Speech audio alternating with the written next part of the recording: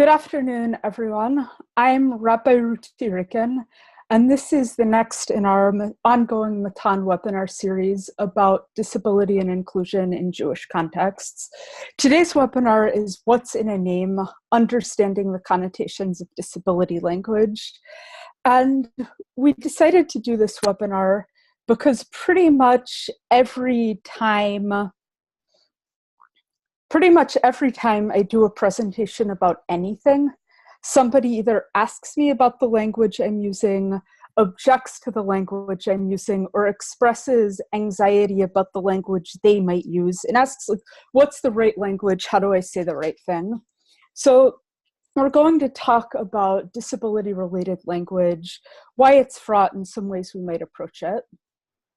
Now, this can't be exhaustive because there's just so many different words, so many different contexts, but we can talk about some of it.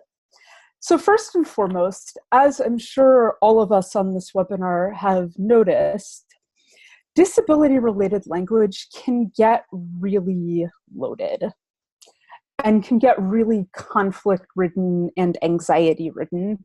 Because people often have very intense opinions about disability-related language and what the correct kind of language is, but they have very intense opinions in opposite directions.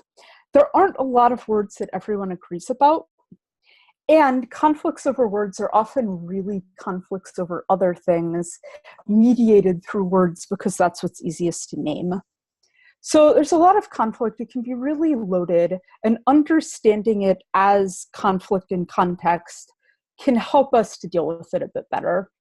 So what are some common points of conflict around disability language? One thing a lot of people disagree about very loudly is person-first language versus identity-first language. Say, disabled person versus person with a disability, deaf person versus person who is deaf, autistic person versus person with autism. I think you'll see a lot of conflict about that. There's people who don't care, people who get very intense in one direction, people who get very intense in the other direction.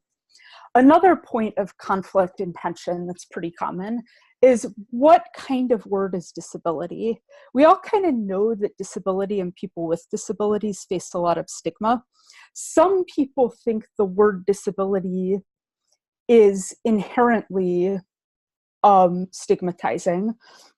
And some people think it's a positive word. Some people think it's a neutral word. So a lot of conflict over the use over that word itself. There's another point of common disagreement is, should the concept of disability be replaced by some sort of more universal concept like difference, uniqueness, specialness? Another common point of conflict is really about power. It kind of arises over clinicians might think one way is correct language, parents might think another thing, teachers might think another thing, versus disability communities. So there's a lot of different preferences, points of conflict, and things that get mediated through language that are not necessarily about language. I'm going to get into some more details, but before I do that, I just want to draw attention to the chat box. There's a chat box that you can pull up, and if anyone has a question, feel free to put it in the chat box because I'll be monitoring throughout. If you have a question, you can put it in there and I'll work it in. Okay, so one of the few things that almost everybody agrees about is the R word that is offensive. The R word is offensive. Most disability-related words are like controversial among various mainstream contexts, but the R word is almost universally regarded as offensive by people who have an opinion about it, by service providers, parents, teachers, and people who are called it. So the words like retarded, retard, mentally retarded, or insults that incorporate tard, like say, yeah, I don't know. I don't need to give an example. You've all heard them, I think.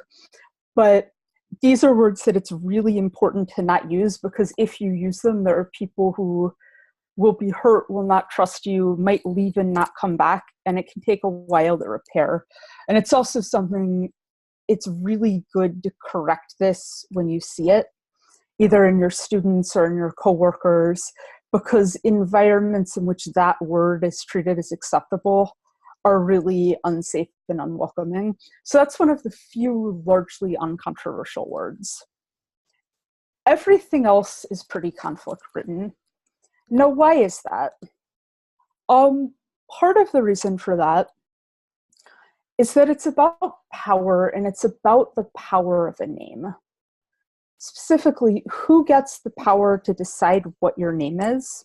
Who gets the power to decide what matters, what to call things, and how to talk about them? So I'm going to read a poem. It's an Israeli poem by Zelda. Each of us has a name given by God and given by our parents. Each of us has a name given by our stature and our smile and given by what we wear. Each of us has a name given by the mountains and given by our walls. Each of us has a name given by the stars and given by our neighbors. Each of us has a name given by our sins and given by our longing. Each of us has a name given by our enemies and given by our love. Each of us has a name given by our celebrations and given by our work. Each of us has a name given by the seasons and given by our blindness. Each of us has a name given by the sea and given by our death. So names come from a lot of different directions, and names are powerful, and they shape the world and they shape our relationships with others. One thing I want to point out just about this poem itself is the way it uses the word blindness as a metaphor and as a negative metaphor for not knowing things. A lot of blind people find this very offensive because blindness just means not having physical vision or not perceiving certain things in a certain way using eyesight. It doesn't mean lack of insight, lack of understanding, or lack of seriousness. And who has the power to decide what blindness means, what kind of a name blindness is, matters in the conversations we have about disability. Is blindness defined by blind people and by the experiences of blind people, or is blindness a metaphor defined by what sighted people assume blindness means? The answer to that question matters in our communities. And so let's talk about some different types of names. One thing I hear a lot in conversations about disability, when people say, like, is wheelchair user or person in a wheelchair correct, or autistic or person with autism correct, a lot of times what I'll hear people say is, well, why don't you just call him his name? And in some ways that's a good point, and in some ways it misses the point, because it's true that disabled people sometimes don't get called their names, and that we sometimes don't get treated like individual people. A lot of my friends who are wheelchair users who fly on planes get called the wheelchair a lot, which is not respectful or appropriate. It's kind of dehumanizing. And a lot of people get referred to by clinical label or by a description of all the things they can't do. And it's important to remember, call people by their names, treat people like people. And that's also kind of evasive of the question being asked, because knowing the name someone is given by their parents or by their classmates or as an individual doesn't tell you everything you need to know, and it doesn't give us all of the language we need to be able to talk about things that matter. Because knowing that someone's name is Joe doesn't tell you how to make sure your school is wheelchair accessible, or that autistic students are able to stay oriented, or that your instruction is appropriately differentiated. We've got to be able to name not only individuality, but also to be able to name disability just as part of the world in a way that enables us to talk about it constructively. So it's important to call people by their names. It's also important to remember to build a ramp. The other problem with avoiding naming disability We heard this from Dumbledore. As Dumbledore said, fear of the name increases fear of the thing itself. It's, if you can't talk about something, it becomes more taboo, not less. If something is unspeakable, we can't normalize it. So if we want to normalize disability, we need to be able to talk about it. So it brings me to another category. We have names given individually. We also have names given by evasion. So what's a name given by evasion? Name given by evasion is the kind of names we give implicitly when we avoid talking about disability directly.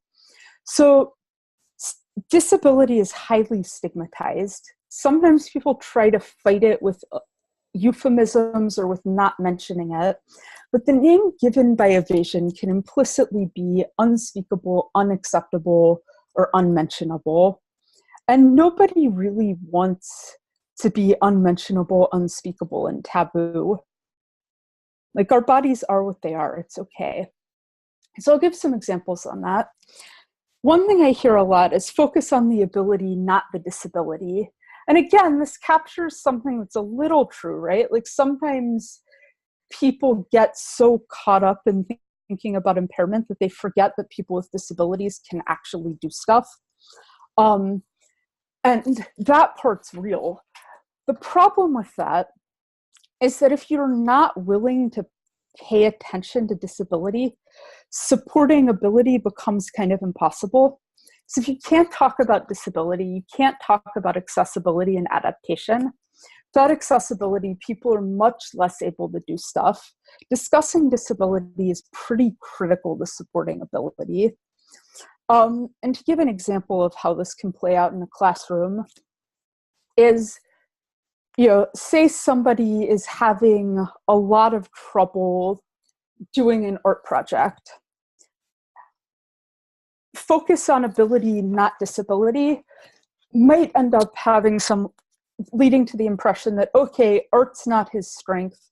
Let's find something else that would be a better fit, right? Heard that a lot. Let's find something we can do.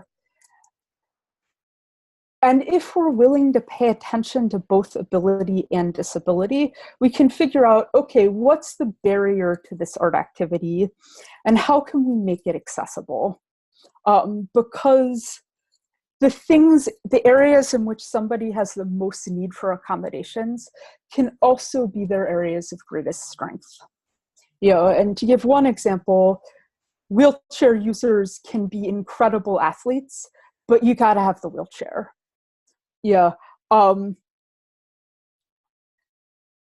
Okay. So, and people with executive functioning disabilities who you have trouble with attention or initiation might be amazing writers, but they need the support to be able to focus and switch tasks and do the things. Going and looking for another area of strength rather than paying it can lead to inadvertent discrimination, because if you're not willing to think about disability, you can't think about accommodations. So some other euphemisms, again, this isn't quite as universal as the R word, but it's up there. A lot of people without disabilities feel like it would be more appropriate to say like differently abled, handy capable, something like that. And, people with disabilities usually find this condescending and unwelcome because these cutesy things just kind of imply discomfort, and it just feels very awkward. So these awkward euphemisms are really generally not helpful, and will probably get you made fun of by disabled people if you use them. Related to that, it's not a disability, it's a difference. Well, okay, everyone's different. Not everybody has a disability. And having a disability is a pretty important experience. It's just like all people have bodies that are different from one another, and some people are women. you know, everybody is different. Some people have a disability. One reason that's important is because being able to identify other people who are like you matters. Being able to accept difference matters. Being able to identify other people who are like you also matters. So knowing the names is important. The other reason this matters is because people with disabilities face discrimination and lack of access. And that's a really important experience. And, you know, some people are tall, some people are short, some people have hands, some people don't, some people like ice cream, some people have reading disabilities. It's not really the same kind of difference because it's not just acceptance, it's also undoing barriers and discrimination. Difference is not enough of a concept. We need to be able to get specific, and we also need to be able to talk about the category. So to give kind of an example of this, one thing people will say a lot is, so in some sense, don't we all have a disability? And okay, we all have different strengths and weaknesses, but hearing this can be really alienating when people without disabilities are claiming this concept as theirs and not really dealing with disability and accessibility in the way that's yours. Like, and you see in this picture, so there's a rabbi running a women's group that's about, you know, a girls group that's about empowering everyone, accepting difference. And she's saying, in some sense, don't we all have a disability? And okay, but the room she's saying it in has stairs, there's no ramp, and this girl who is in a wheelchair, who's a wheelchair user and can't walk up steps, can't get into the room where this is being said. And so we need to be able to acknowledge that disability is not a universal experience in order to be able to respond to it constructively and to acknowledge the realities that our learners and colleagues with disabilities are facing. Okay, so a related example is labels are for shirts. People need a way to refer to important things, and it's okay. Like, yeah, oh, disability labels shouldn't be the only thing that's seen as important, but it does matter.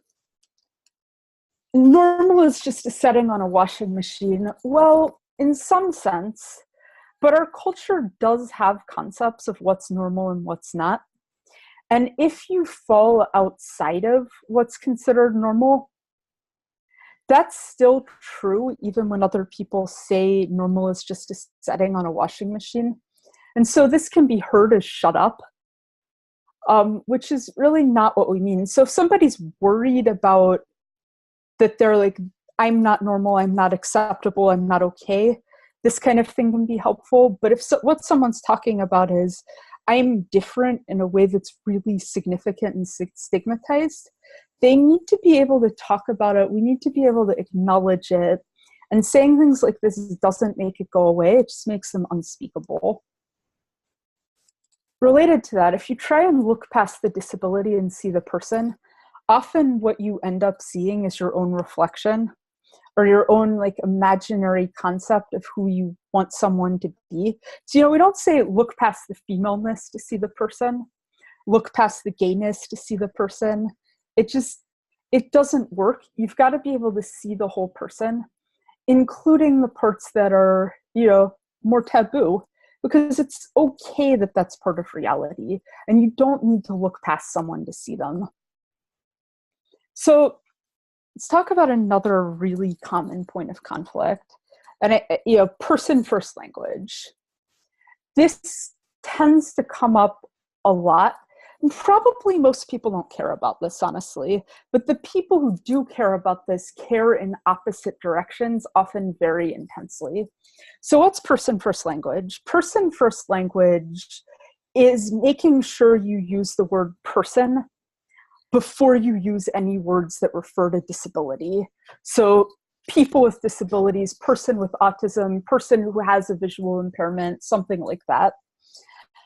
Some people don't care. Some people think it's the only appropriate way to refer to people. Some people find it offensive. And there are reasons for this that have to do with identity, which I'll explain over the course of the next few slides.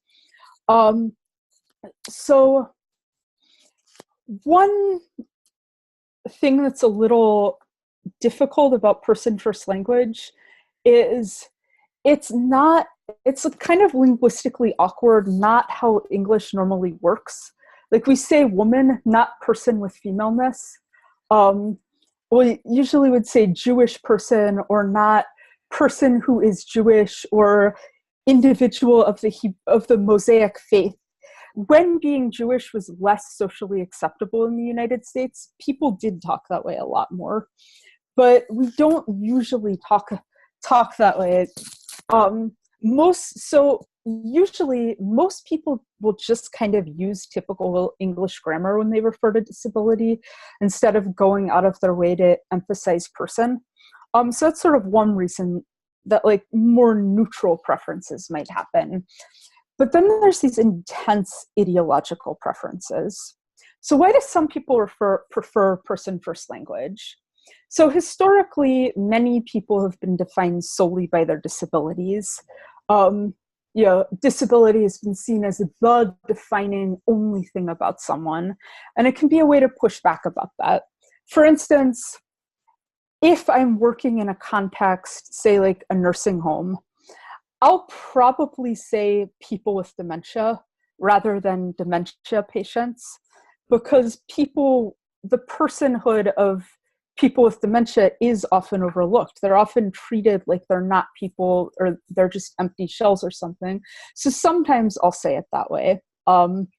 Sometimes a lot of people believe that saying person before you mention disability fights dehumanization by emphasizing personhood. There's also another reason some people think that this is correct, which is that a few decades ago, when there was a big push to get people with disabilities out of institutionalization, there was a theory called normalization that said that, the reason people with disabilities are seen as less than is because they're not seen as normal. And so what we need to do is make people with disabilities as similar to other people as we can. We need to de-emphasize disability. We need to teach people with disabilities to act normal. We need to put them in the same roles as everyone else so that they will be normalized and accepted. And person-first language often has to do with the ideology of normalization, because it can say, if we don't distance someone from disability, then we're not normalizing them. So again, there's kind of two reasons people prefer person-first language. One of them is about emphasizing personhood, and one of them is about causing normalization by distancing personhood from disability. And they're not the same thing.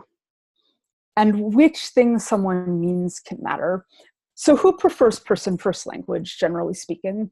Special educators usually have a strong preference for person-first language, and that's usually related to normalization, to the idea that in order to get people with disabilities accepted, we need to de-emphasize difference and make them as normal as possible.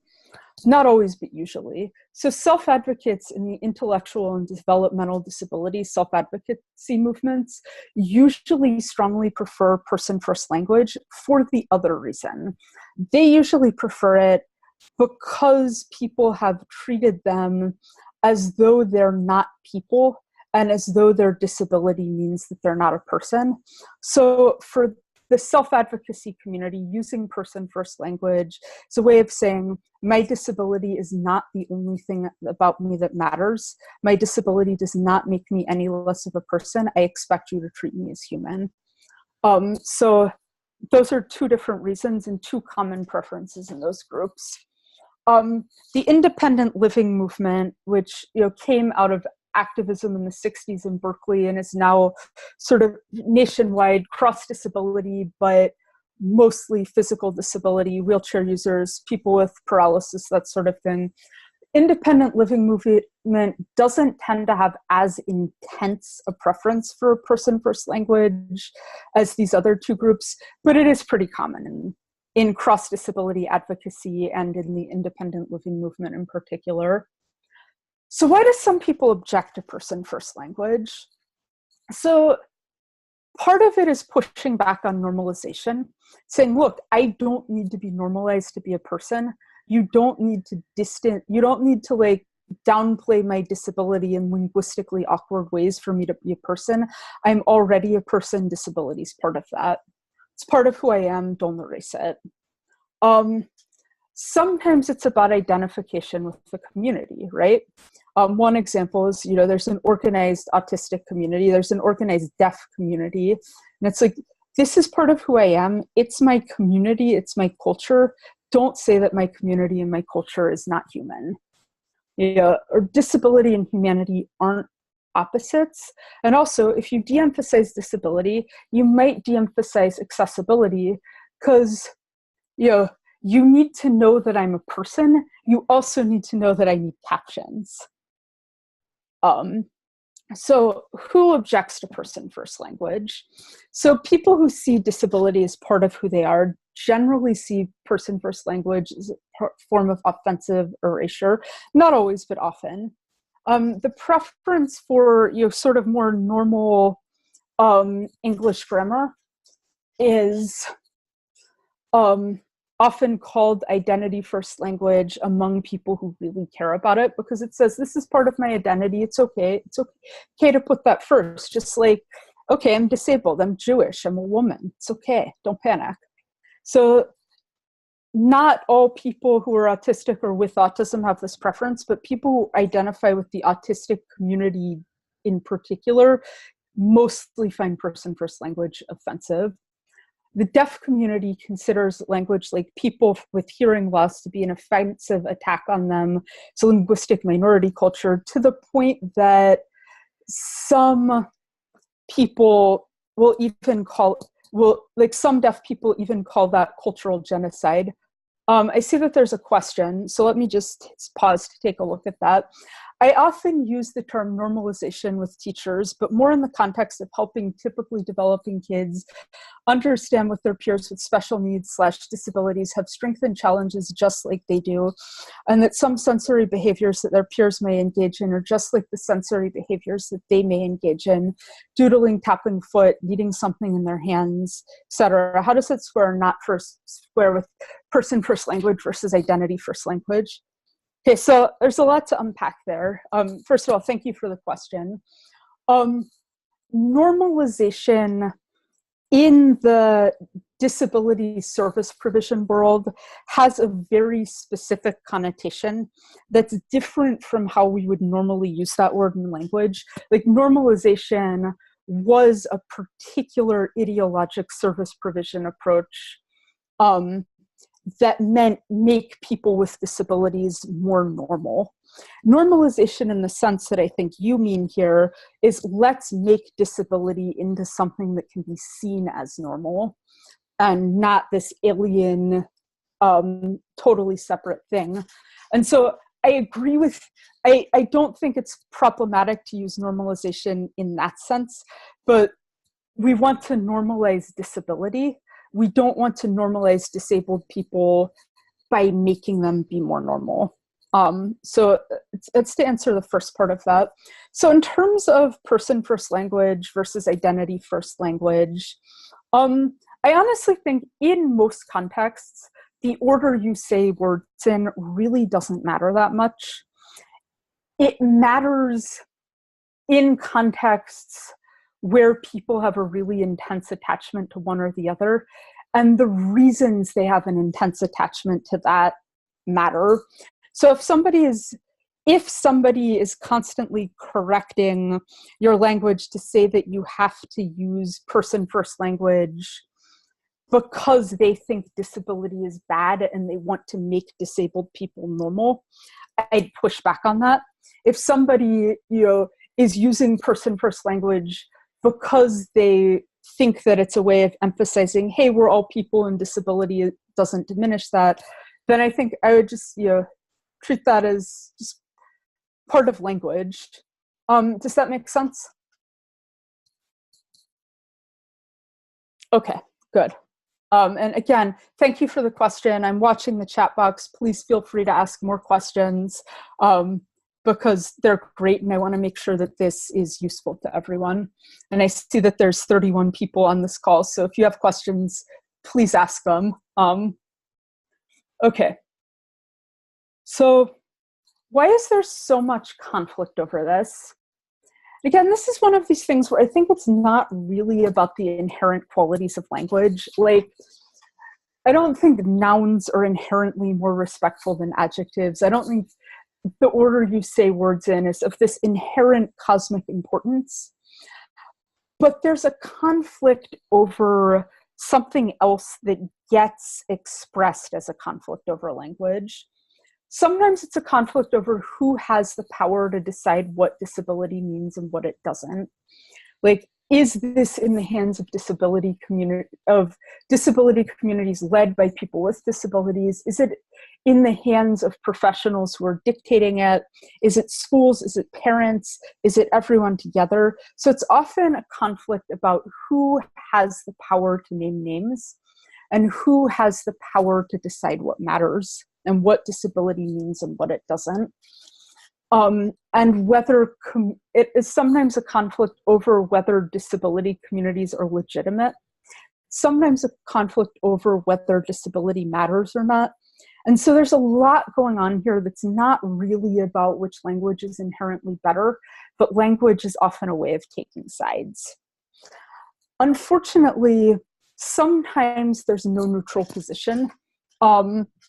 Because if you have people who are using language to take sides and they're in conflict over it, one way you can handle that is to say that you respect both sides, and as a sign of respect, you'll alternate your own language use. But sometimes, usually when disability-related words are controversial, there's a reason they're controversial. Sometimes language is a way of taking sides. You can't always avoid it. So I'd say it's important to consider context, what the connotations of language use are in the particular context you're working in with the particular people you're working with. And generally speaking, err on the side of using language that people use for themselves. You can't always do that, but it does often help to do it that way. Another important factor about this is that this isn't just about, all people with this or that condition prefer this. It's not just about like having a condition or being something. It's about identity and it's about worldview. And people with the same condition or very physically similar to each other may have a different identity or worldview and may as a result have radically different language preferences. And it's not just about individual preference, it's about identity in your relationship with others. So identity is about how you see yourself, but how you see yourself isn't just this individual isolated thing, it's also how you see yourself in relation to others. And whose name you want to share, under which circumstances and why. It's not directly caused by your body or brain or condition, but sometimes people change their mind about this over time. So language is complicated and often shifts and mediates. So to give an example here, and for some reason this is just so conflict-ridden, it's autism language. So say there's 4 people, David, Sarah, and Mordecai and Rachel. I say they're all real neurologically similar. David might identify as autistic because he says, don't call me a person with autism. You're editing out who I am. Don't erase me. Don't normalize me, right? That might be how David sees himself. Sarah might say, I'm a person with autism. Stop emphasizing autism like it's the only thing about me that matters. I'm a person with autism. That's how you should call me. Mordecai might say, I'm an Aspie, which is a term associated with Asperger's syndrome, which I'll discuss a little later. And he might identify as Aspie and insist that he is high functioning. He is nothing like David and Sarah, even if they're all very similar to each other. Rachel might say, don't call me autistic or a person with autism. Autism isn't real. It's this psychiatric construct that's used to separate us from each other. These people, despite being physically similar to each other, might see themselves as individuals and in relation to others as very, in dramatically different ways, and they might have dramatically different names for similar things. So again here, what's in a name and who has the power to decide what your name is? So again, hearing and deafness, people who are physically similar may see themselves radically different. So say David's first language was ASL. His parents are also deaf. They all identify as deaf. He's offended by a person with hearing loss because he says, look, I didn't lose anything. I'm deaf and we're a linguistic and cultural minority. Don't insinuate that there's something wrong with that or that it's separate from who I am. Sarah, who's also pretty physically similar to David, has a cochlear implant, also identifies as deaf, also had ASL as a first language. Mordecai identifies as a person with hearing loss, objects to being called deaf because he says, don't define me by my hearing. Rachel grew up without ASL, isn't very fluent in it, didn't identify as deaf growing up, does now very emphatically after finding the deaf community as an adult, right? So these are people who may be physically very similar to each other, who see themselves in radically different ways and name names radically differently. Who decides what's in a name? So, okay, so pause here. So what is the best way then to approach the way that we organizationally decide what language to use? As an editor, I've created a style book for my organization's website. It says in part that we let our writers determine how they talk about themselves. But when the organization is speaking about disability or people with disabilities, how do we figure out what are the best, most proper, acceptable terms to use? The fact that every person with a disability may identify differently and prefer different language means that we are always bound to insult someone with whatever language we choose, no matter how well-intentioned. Okay, so I'd say, again, that's a really good question. Thank you for asking it. And I think it's good that you're, respecting that there's a lot of different reasons people have a lot of different preferences, and that you're letting people speak for themselves differently. I think that that's a really good explicit policy. I think that when you're speaking in general terms, people with disabilities is good language to use, especially since it comports with disability rights laws and stuff. And in a cross-disability sense, that tends to work reasonably well linguistically. And I'd say for the other things, one way you can handle that is by having in some articles explain at the top, because there's a lot of disagreement with this, about this, that you're going to alternate language out of respect for both sides. And I've seen people do that. I think that can work pretty well. And sometimes you just kind of have to accept that there's no neutral, decide which side you want to be on or which side you're most comfortable being on.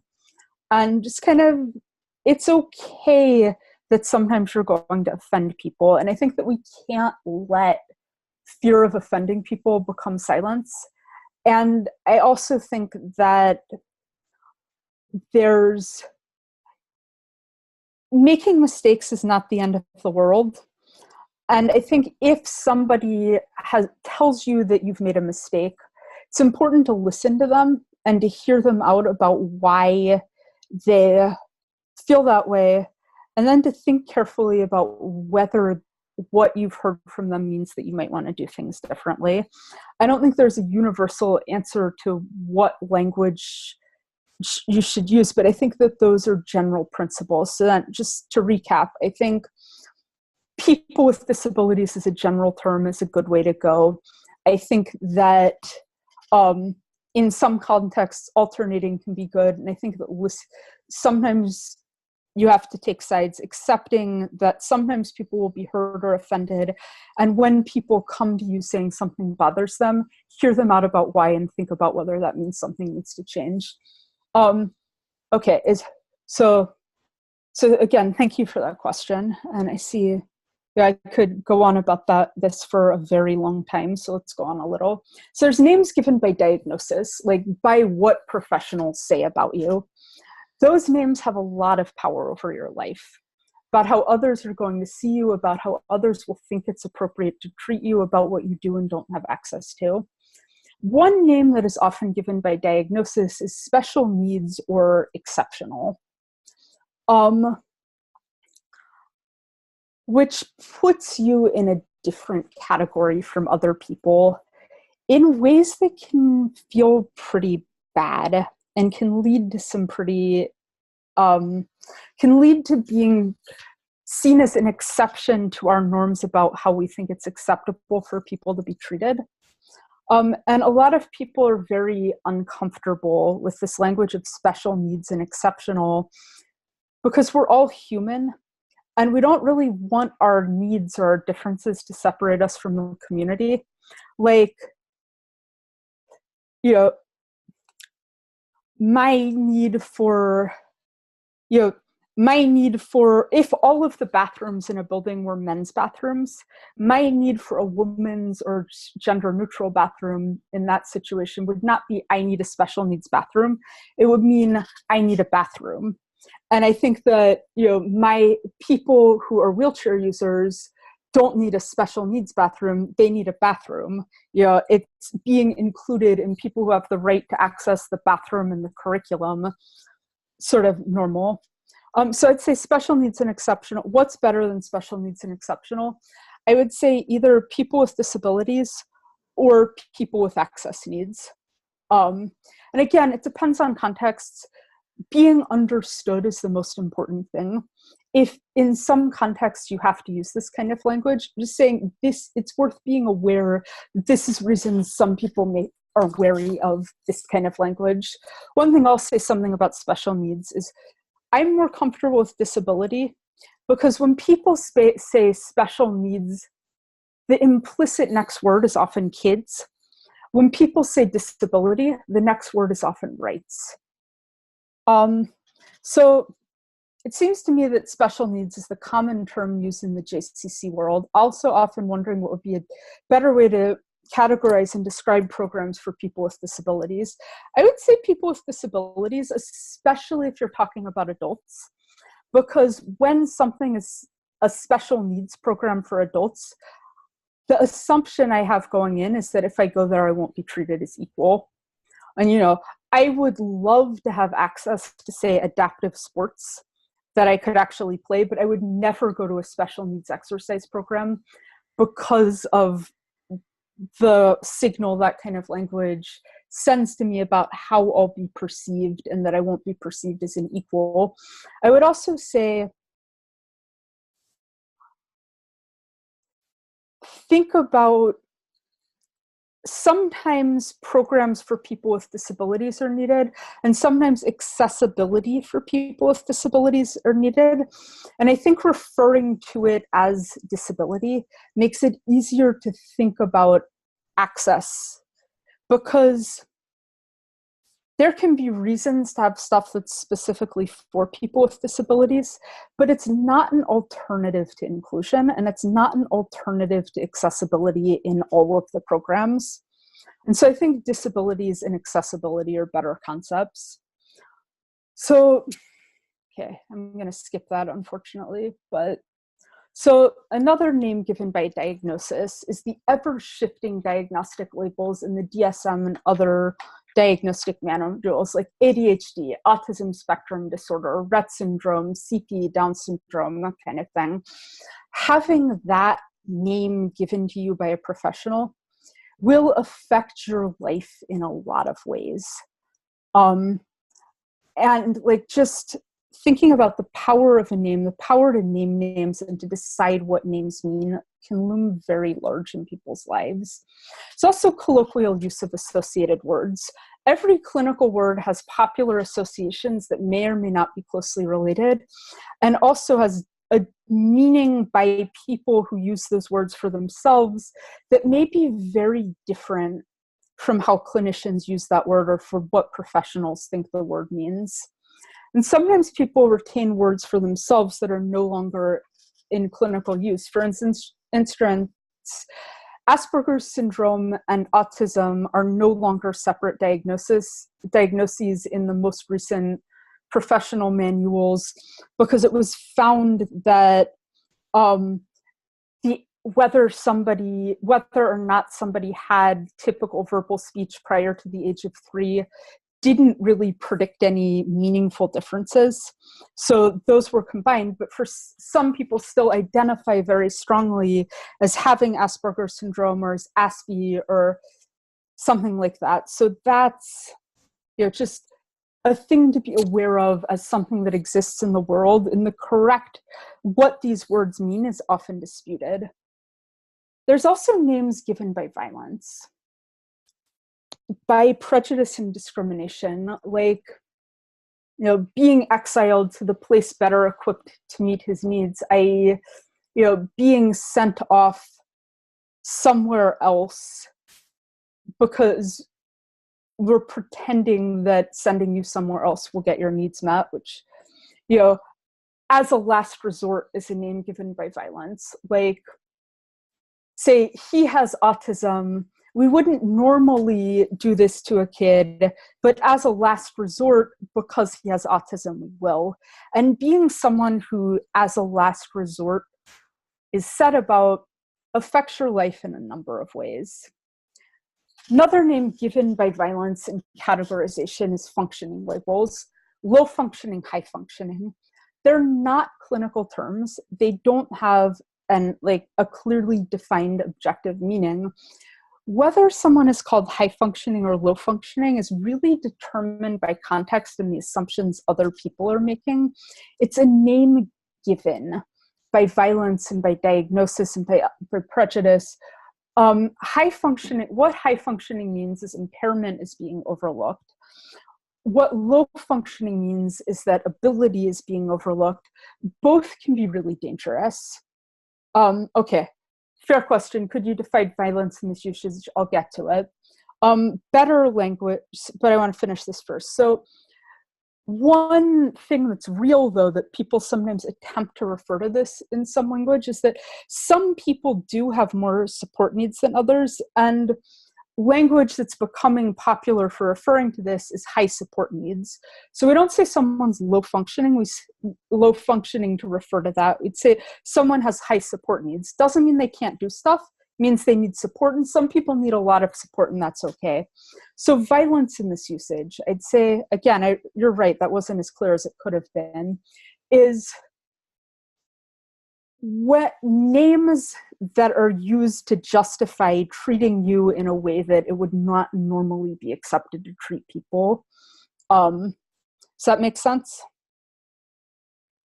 Or names that are given when people notice that you're subjected to violence and are trying to explain it. So related to this, and thank you for asking, beware of hierarchies and false comparisons. So he's not disabled. Look at all the things he can do. I'm not disabled. I can do anything but see, hear, walk, etc.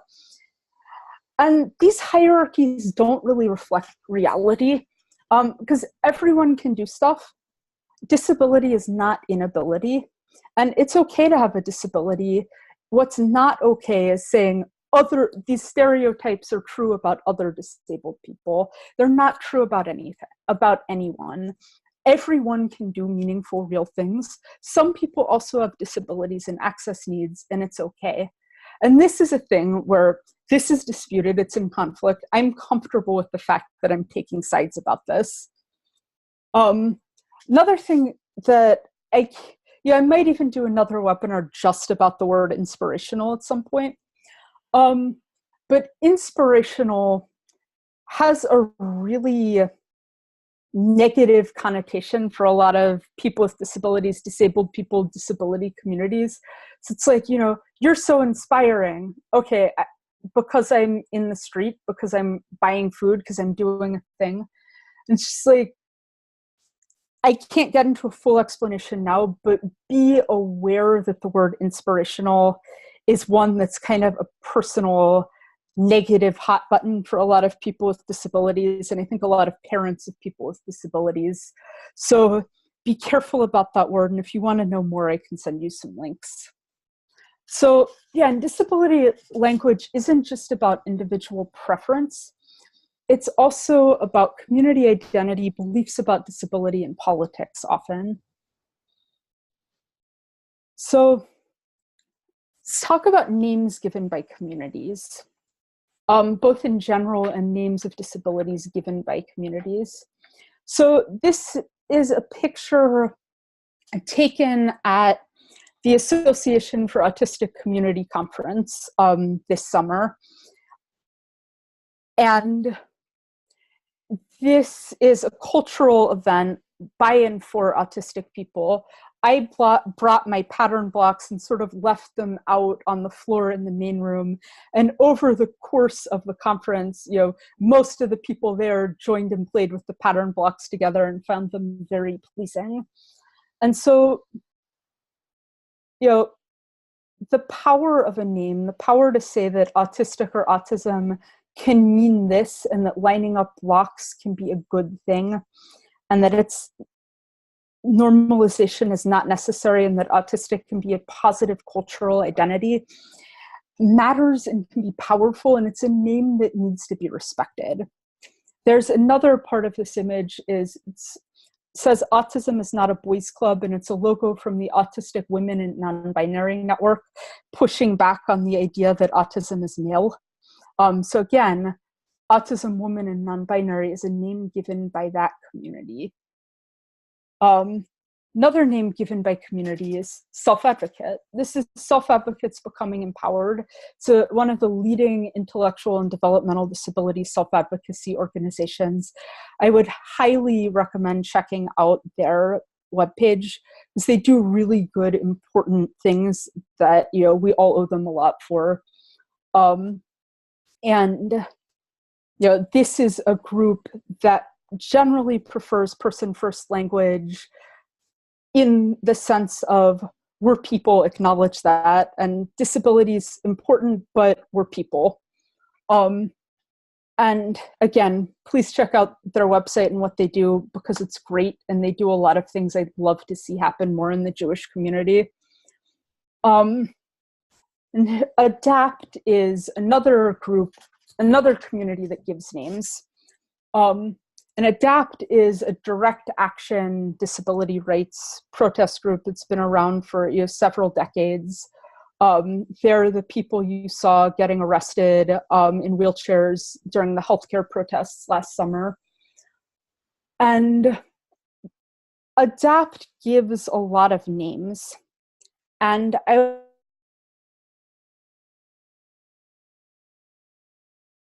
by Laura Hershey, who is an ADAPT activist and poet, about the kind of names that this community gives. So it is sunlight when you practice seeing strength and beauty in everyone, including yourself. It is a dance when you practice knowing that what you do and the way you do it is the right way for you. And it cannot be called wrong, and these hold more power than weapons or money or lies. All these practices bring power, and power makes you proud. You get proud by practicing. So pride is a name, powerful is a name, activist is a name, and disability with a connotation of power is a name.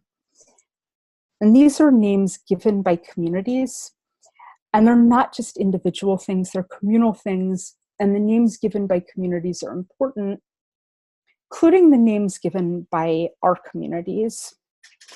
So there's names given by communities, and there's names given by respect. One way to give the right kind of name through respect is watch how you're using we, I, and they. We, I, and they are powerful names. People with disabilities don't get to be part of we very often. Often we're either seen as individuals totally isolated or seeing they, those people. So when you say we, does it mean everyone in the room? Or does it mean people without disabilities? Does it mean everyone in the community? To give an example of this, if you're talking about disability and the need to be inclusive, and you say things like, you and I take for granted being able to be in a loud room, but people with autism might find it really overwhelming or painful. We can do this, but they might find it hard.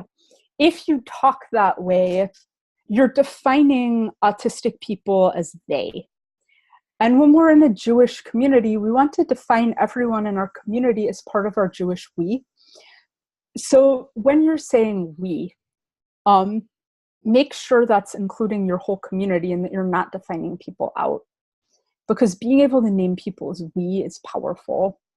Another thing in terms of name given by respect and lack thereof is it's important to watch what you mean by inclusion. So inclusion is a great thing. Our community should be inclusive. We should all include each other and have these broad, diverse, vibrant communities. Sometimes inclusion is a euphemism. Sometimes inclusion is a way of calling people they. So if the phrase inclusion students makes sense, something has gone wrong, because inclusion means everyone belongs. And if we're calling some people inclusion students, that's not treating them as equalies, because when things go right, everyone is there on equal terms. Jews with disabilities are Jews, not outsiders. We can't, there isn't a they that we should be including, there's a we that we should be accommodating. And so related to that, in terms of, I think that what we all want most is that we want to give people names that are given by respect, and we want our communities to be places that respect names and that give names by respect. This is fraught. Disability language is complicated, and disability language is often a stand-in for things that are even more complicated. So this can take some room to navigate. And it gets much easier if you just presume that from time to time, I'm going to say the wrong thing and I'll deal with it. It'll be okay. And we say the wrong thing about so many things in so many contexts. People make mistakes, conflicts happen, it's okay. Don't let fear of saying the wrong thing become a barrier. Accept that you're gonna say the wrong thing sometimes, plan to deal with it constructively. It's okay, you can do this. It's not always really about the words. Conflicts can be about other things, which means that when there's an apparent conflict about words, make sure you're listening for subtext, finding out what it's really about and responding to that, because you can't always deal with the real issue by using the right language in advance. Sometimes you just have to work through the conflict. So just make sure you listen to people. Words matter. Being careful about language is a great thing. Continuously learning and negotiating the language you use is a beautiful and important thing.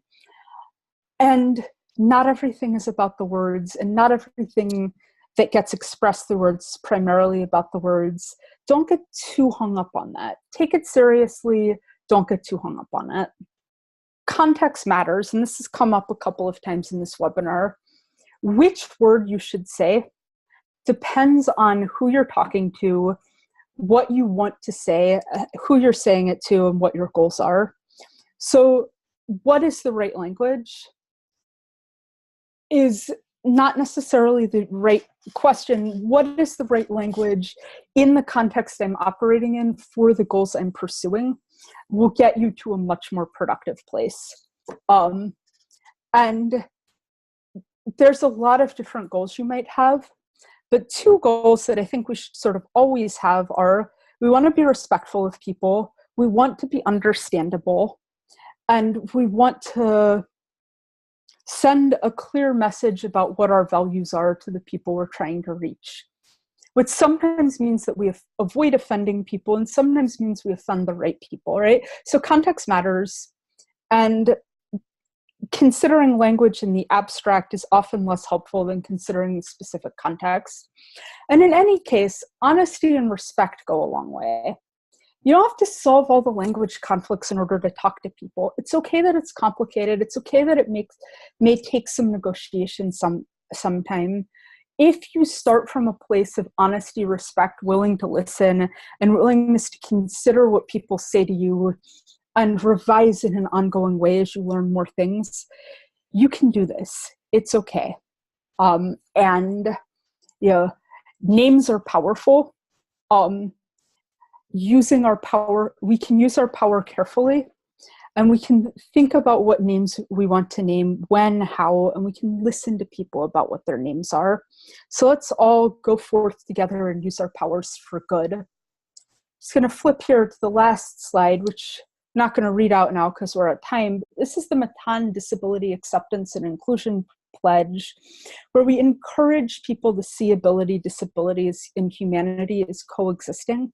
I would encourage you in light of this webinar to look over this pledge and think about why we're using the language we're using in our pledge and what you think about that.